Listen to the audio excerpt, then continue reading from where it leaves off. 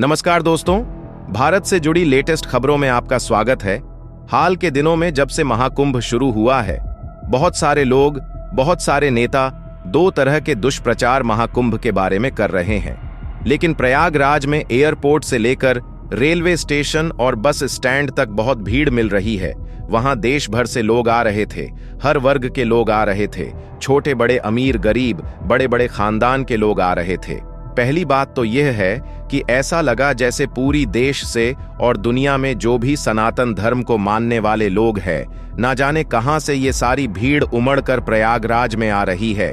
पूरे देश में श्रद्धा का एक ऐसा संगम यह बन गया है जिसने देश के हर वर्ग को जोड़ दिया है। सनातन धर्म लोगों को जातियों में बांट देता है, लेकिन जब से महाकुंभ शुरू हुआ है तब से घाटों पर हजारों लाखों लोगों को स्नान करते हुए देखा, और यह लोग अपनी जातियों को भूलकर सनातन धर्म और उसकी परंपराओं का पालन कर रहे हैं। इसका भेद कोई नहीं जान सकता। शायद ही कोई ऐसा व्यक्ति मिला हो जो अव्यवस्था या असुविधा से परेशान था। सबसे अच्छी बात यह है कि अगर एक बार महाकुंभ में पहुंच गए, एक बार मेला क्षेत्र में पहुंच गए, तो आपको ना खाने पीने की चिंता करनी है और ना ही वहां पर रहने ठहरने की चिंता करनी है। वहां पर इतनी बड़ी संख्या में साधुओं ने, अखाड़ों ने, महात्माओं ने अपने अपने पांडाल लगाकर रखे हैं। ठहरने की व्यवस्था भी वहां पर मिलेगी। शायद ही कोई ऐसा व्यक्ति मिले जो अव्यवस्था या असुविधा से परेशान है। ये भारत की संस्कृति और सनातन धर्म की कितनी बड़ी ताकत है। लेकिन आगे बढ़ने से पहले दोस्तों, इस वीडियो को लाइक करके चैनल को सब्सक्राइब जरूर कर लीजिए, क्योंकि यह आपके लिए 1 सेकंड का काम है, पर इसे हमको बड़ा हौसला मिलता है। दरअसल महाकुंभ में अधिकतर संख्या उन लोगों की है जो इस बात से खुश है कि उन्होंने कुंभ में आने का सौभाग्य प्राप्त हुआ। उनके पुण्य और भगवान का आशीर्वाद ही रहा होगा। 144 वर्षों में एक बार यह महाकुंभ आता है। अब तक महाकुंभ में 10 करोड़ से ज्यादा लोग स्नान कर चुके हैं। प्रयागराज 363 वर्ग किलोमीटर में फैला हुआ एक शहर है जिसमें 16 लाख लोग रहते हैं।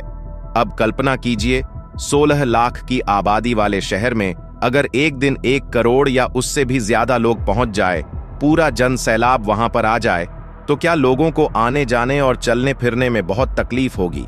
सड़कों पर भीड़ जमा हो गई है, लेकिन फिर भी इतनी बड़ी संख्या में लोग वहां पर स्नान कर रहे हैं। लेकिन यह कोई मामूली स्नान नहीं है। 144 वर्षों के बाद एक बार मौका मिल रहा है। इसका मौका आपको जीवन में सिर्फ एक बार मिलेगा। यानी शरीर शांत होना चाहिए, मस्तिष्क मन बिल्कुल शांत होना चाहिए। आपके अंदर जो शांति है, इसे आप महसूस कर सकते हैं। इसे महसूस करने के बाद आपके मन में और आपके शरीर में जितनी भी बुरी भावनाएं हैं, उससे आपको मोक्ष का अनुभव होगा। महाकुंभ में आए IIT बाबा। दरअसल IIT क्रैक करना ही लाखों करोड़ों लोगों के लिए पॉसिबल नहीं होता। ऊपर से IIT बम्बे में एडमिशन मिलना भी मुश्किल होता है।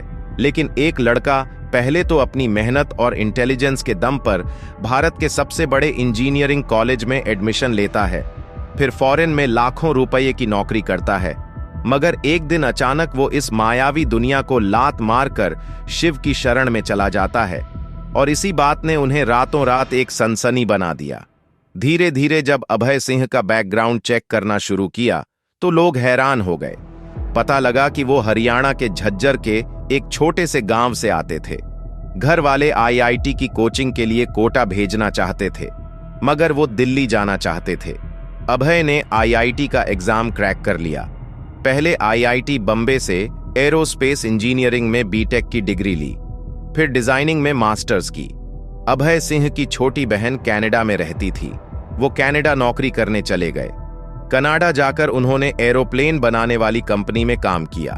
जिस टाइम वो कनाडा में नौकरी कर रहे थे, तभी लॉकडाउन लग गया। अभय सिंह घर में कैद हो गए। उनका शुरू से ही आध्यात्म में इंटरेस्ट था। लॉकडाउन के टाइम उन्हें अपने और जिंदगी के बारे में सोचने का और ज्यादा मौका मिला। लॉकडाउन खत्म होने के बाद वो भारत आ गए। भारत आकर उन्होंने फोटोग्राफी की। वो हरिद्वार से लेकर केरल और उज्जैन के कुंभ तक कई जगह घूमने गए।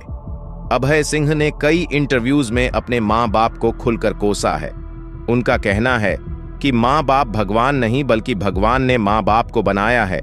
उन्होंने कहा, मैंने सारी जिंदगी अपने माँ बाप को आपस में लड़ते देखा। मैंने उन्हें इतना लड़ते देखा कि मेरा शादी से भरोसा ही उठ गया। इसलिए मैंने डिसाइड किया कि मैं कभी शादी नहीं करूंगा।